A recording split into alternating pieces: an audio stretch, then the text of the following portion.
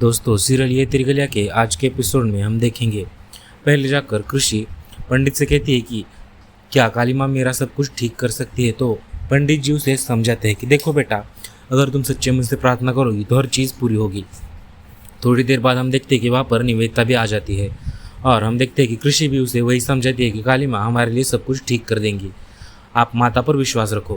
बाद में हम देखते हैं कि उनके बीच में ये बातें भी चल रही होती है कि हाँ, सब कुछ ठीक हो जाएगा और हम देखेंगे कि अस्मिता की मांग शान ही भरेगा। लेकिन हम देखते हैं कि पीछे से नंदिनी सारी बातें सुन लेती है।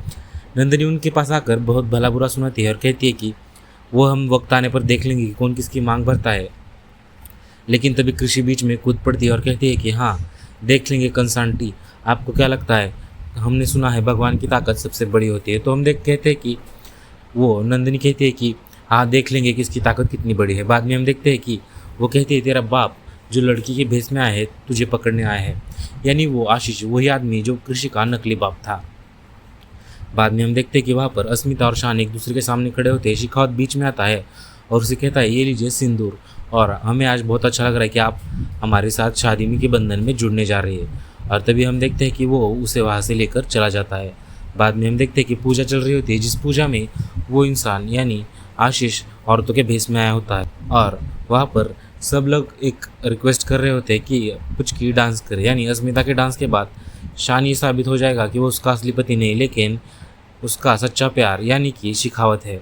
और सबके फोर्स करने के बाद वो डांस करने के लिए तैयार हो जाती है। हम देखते हैं कि वहाँ पर कृषि को भगाने के ले जाने का प्लान चल रहा होता है, लेकिन अस्मिता अपने होशो आवाज़ खोकर बहुत अच्छे से नाच रही होती है। तभी हम देखते हैं कि उस पर एक बड़ा झूमर गिरता है। शान उसे बचाने के लिए भागता है और उसके ऊपर गिर जाता है और वो कैसे वैसे कर अस्मिता को बचा लेता है।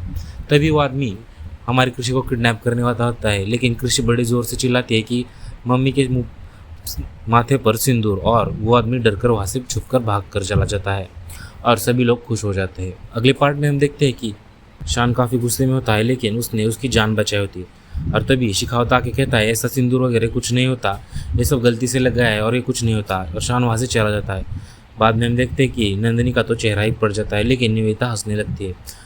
नंदिनी जाकर उस आदमी को यानी आशीष को ज़ोर से थाप कान के नीचे चापड़ बजाती है और उसे काफ़ी ज़्यादा लगते। यह शान के पास अस्मिता चली जाती है और वो उसे पकड़ लेता है। उसे लगता है इनके बीच में कोई रोमांटिक सीन होगा, लेकिन शान उसे बहुत ज़ोर से पकड़ता है और कहता है मेरे दिल में सिर्फ तुम्हारे लिए नफरत है। और वही दूसरी ओर हम देखते हैं कि शान और नंदिनी के बीच में ये जो सब चल रहा था वो रुक चुका है, क्योंकि वो आदमी आशीष अब कृषि को पकड़ के वहाँ से ले जाता है। वो उससे पहले बेहोश करता है और कहता है मैं तुम्हें स्वर्ग में ले जा रहा हूँ, और वहाँ से लेकर चला जाता है। बाद में हम देखते हैं कि हमारी अस्मिता को ये पता चल जाता है कि कृषि वहाँ नहीं है, तो वो बहुत बड़ा हंगामा करती है। शान और बाकी सब वहाँ पर आकर चले जाते हैं, लेकिन हम देखते हैं कि इन सब के बीच में बातें ये चल रही होती है कि तुमने अपनी बेटी को अच्छी परवरिश नहीं दी। नंदिनी के आरोप के बाद शान भी कहता है उसने क्या गलत कहा, तुम्हें इस बुढ़ापे में अब शादी करने की पड़े, तुमने ये सोचा भी नहीं कि उस बच्ची पर क्या होगा असर। और तभी हम देखते हैं कि अस्मिता कहती है मेरे पास इन बातों के लिए वक्त नहीं है, मुझे मेरी बेटी इस वक्त वापस चाहिए और मैं उसी के लिए ये सब कर रही हूँ। तभी हम देखते हैं कि दूसरी ओर हमें ये दिखाया जाता है कि इन दोनों का झगड़ा शांत हो जाता है और सब उसे ढूंढने के लिए चल जाते हैं। लेकिन तभी हम देखते हैं कि ठाकुर माँ के पास बेहोश पड़ी कृषि को लाया जाता है और ठाकुर माँ कहती है इसका अब मैं सही तरह से इंतज़ाम करूँगी। इधर हम देखते हैं कि सीसीटीवी फुटेज में पुलिस वाली होने की वजह से वो ढूंढ रही होती है अस्मिता, और उसे मिलती भी है एक फुटेज जिसमें उसे ये पता चल जाता है कि आशीष ने उसे किडनैप कर लिया है। अस्मिता का पारा बहुत ज़्यादा चढ़ जाता है। दूसरी ओर हम देखते हैं कि नंदिनी बार बार रोकने की कोशिश कर रही होती है, कहती कि ये बस आप लोग का टाइम वेस्ट कर रही है, सीसीटीवी में कुछ नहीं दिखाई देगा।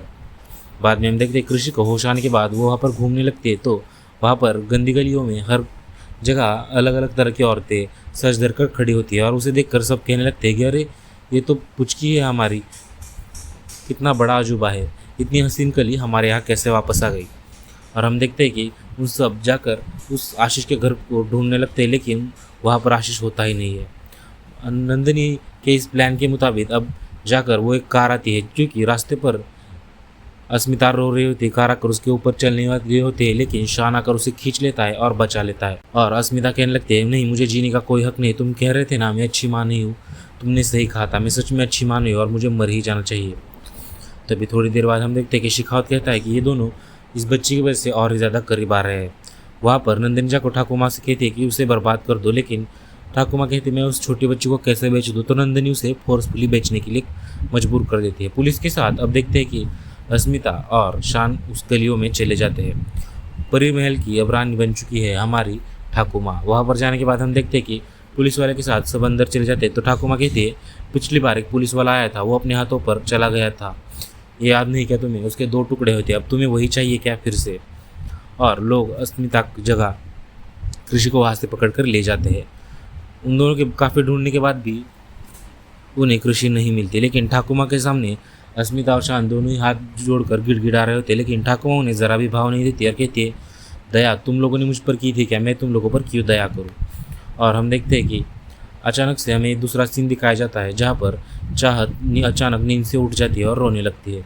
तो निवेदिता जाकर उससे पूछते हैं तुम्हारा दिल कितना काला है, आज ये मुझे पता चल चुका है, अगर उसकी जगह चाहत होती तो तुम क्या करती? तो निवेदिता की बात पर नंदिनी को काफ़ी ज़्यादा गुस्सा आ जाता है और यहीं पर एपिसोड खत्म हो जाता है। बिना बोले वीडियो को लाइक कीजिए और चैनल को सब्सक्राइब कीजिए।